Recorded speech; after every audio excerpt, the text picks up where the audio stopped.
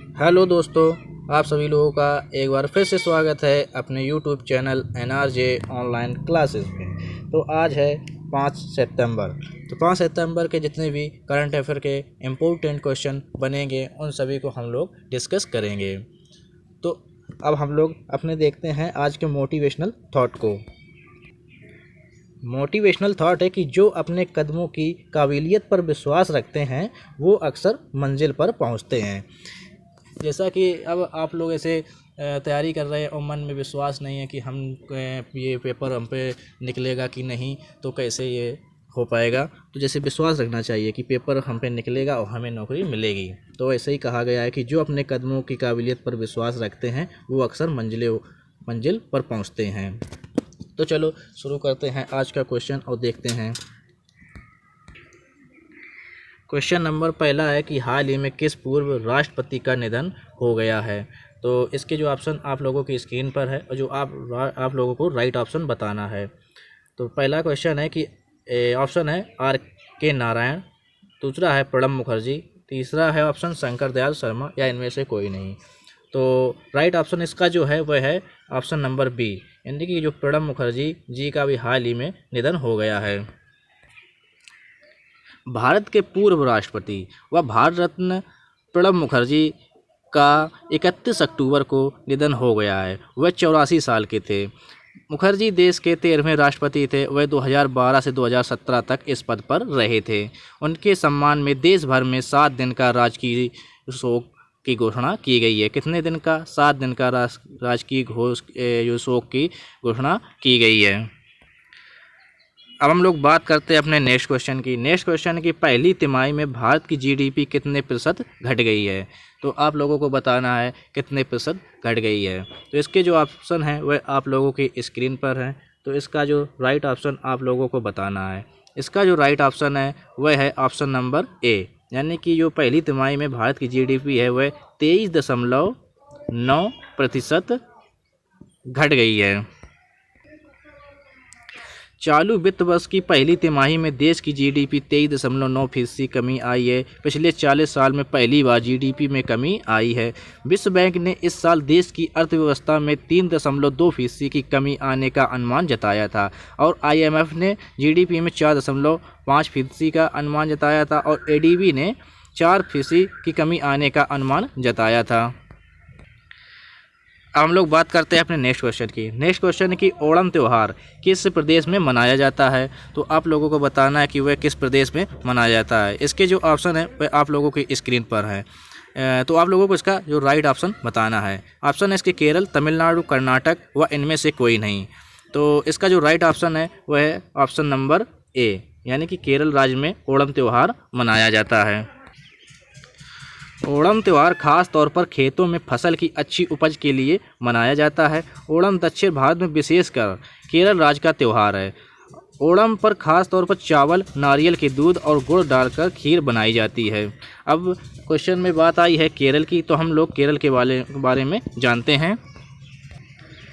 केरल की राजधानी है तिरुवनंतपुरम। केरल की राजधानी है। निर्माण हुआ था 1 नवंबर 1956 को। निर्माण हुआ था। मुख्यमंत्री हैं पिनरई विजयन। राज्यपाल हैं आरिफ मोहम्मद खान, यहाँ के राज्यपाल हैं। विधानसभा की सीट 141 और लोकसभा की सीट 20, राज्यसभा की सीट 9 है। जिलों की संख्या 14 है और मुख्य न्यायाधीश कौन है? मणि कुमार यहाँ के मुख्य न्यायाधीश हैं। लैंग्वेज कौन कौन सी है? मलयालम व इंग्लिश यहाँ की लैंग्वेज है।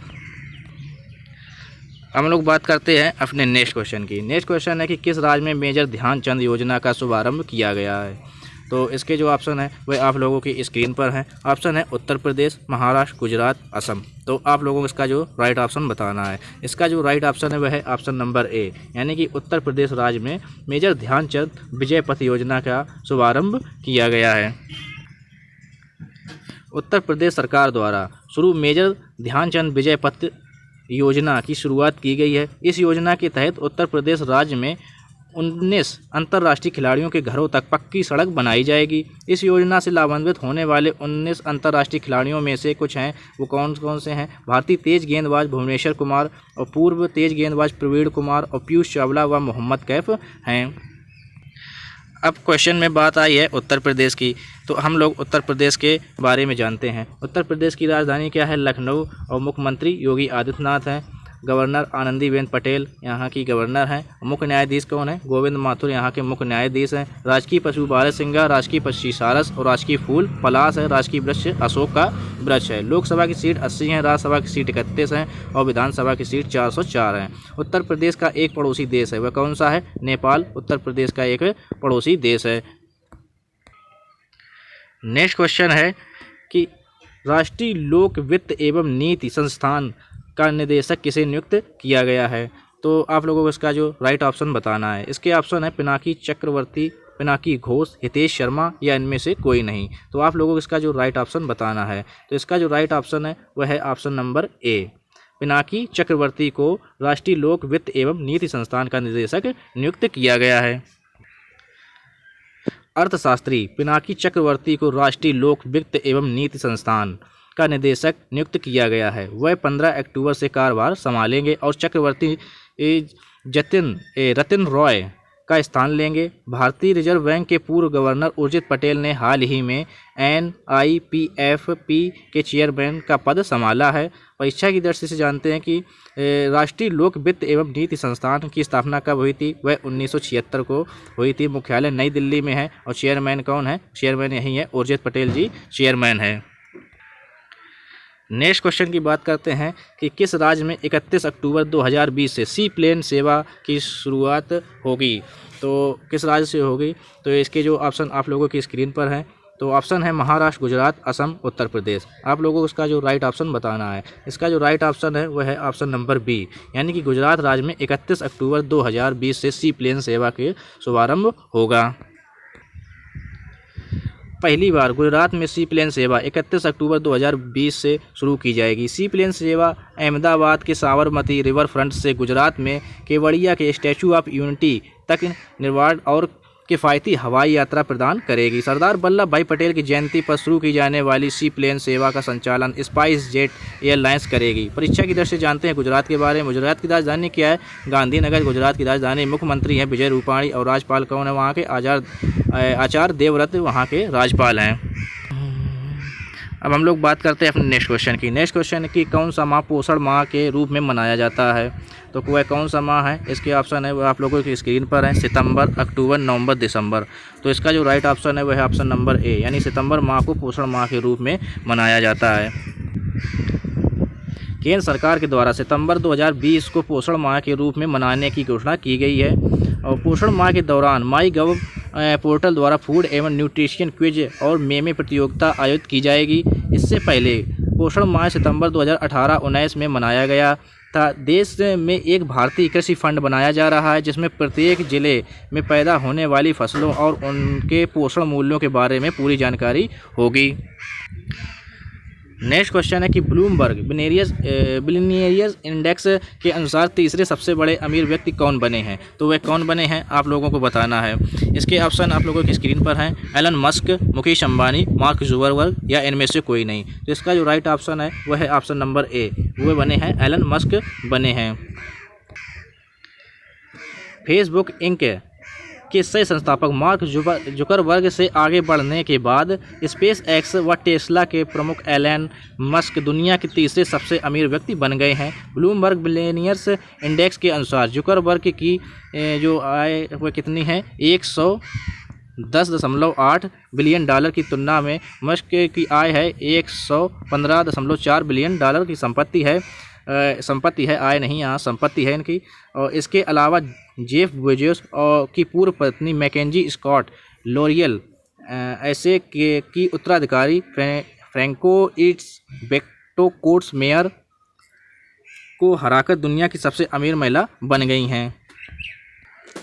अब हम लोग बात करते हैं अपने नेक्स्ट क्वेश्चन की। नेक्स्ट क्वेश्चन है कि किस देश ने एग्रीओटा ई मार्केट प्लेस लॉन्च किया है? तो वह किस देश ने लॉन्च किया है? इसके जो ऑप्शन आप लोगों की स्क्रीन पर है। ऑप्शन है रूस, इजराइल, संयुक्त अरब अमीरात, ओमान। तो इसका जो राइट ऑप्शन है वह है ऑप्शन नंबर सी, यानी कि संयुक्त अरब अमीरात ने एग्रीओटा ई मार्केट प्लेस लॉन्च किया है। यूएई ने एग्रीयोटा ई मार्केट प्लेस लॉन्च किया है। यह एक नई तकनीकी संचालित एग्री कम्युनिटी ट्रेनिंग और सोर्सिंग ई मार्केट प्लेटफॉर्म है। इससे लाखों भारतीय किसानों को संयुक्त अरब अमीरात में संपूर्ण खाद्य उद्योग से सीधे जुड़ने का अवसर मिलेगा, जिसमें खाद्य प्रसंस्करण कंपनियां, व्यापारी और थोक व्यापारी शामिल हैं। यह दुबई के free zone Dubai multi communities centre DMCC द्वारा लॉन्च किया गया था। अब क्वेश्चन में बात आई है यूएई की, तो यूएई के बारे में जानते हैं। यूनाइटेड अरब अमीरात यानी कि संयुक्त अरब अमीरात। यूएई एशिया महाद्वीप में स्थित है। राजधानी अबू धाबी है। करेंसी है यूएई दिरहम। राष्ट्रपति हैं शेख खलीफा बिन जायद अल नायद, यहाँ के राष्ट्रपति हैं। यूएई शहर दुबई में अंतर्राष्ट्रीय क्रिकेट परिषद ICC का मुख्यालय है। दुनिया की जो सबसे ऊंची इमारत है बुर्ज खलीफा, यह भी यूएई में के दुबई शहर में स्थित है। इसकी लंबाई जो है, ऊंचाई जो है वह कितनी है? 829.8 मीटर इसकी ऊंचाई है। आज का लास्ट क्वेश्चन है कि किसने भारतीय नौसेना के चीफ ऑफ मटेरियल का पदभार संभाला है? तो आप लोगों को बताना है इसका राइट ऑप्शन। इसके ऑप्शन है अशोक कुमार, SR शर्मा और अतुल कुमार जैन, या इनमें से कोई नहीं। तो इसका जो राइट ऑप्शन है वह है SR शर्मा। SR शर्मा ने भारतीय नौसेना के चीफ ऑफ मटेरियल का पदभार संभाला है।